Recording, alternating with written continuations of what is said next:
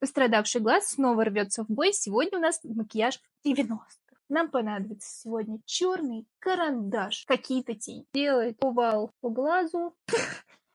Если вспомнить бородача, вот он, примерно я так же выгляжу. Я предлагаю так оставить. Мы с вами лохи какие-то. Конечно же, мы это все растушуем. Макияж Жади был намного лучше. Хотела быть светской львицей, а получилась бомжом. Может быть, как-то это улучшит ситуацию.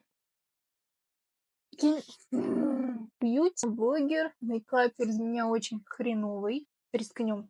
Чувствуется мощь и дух.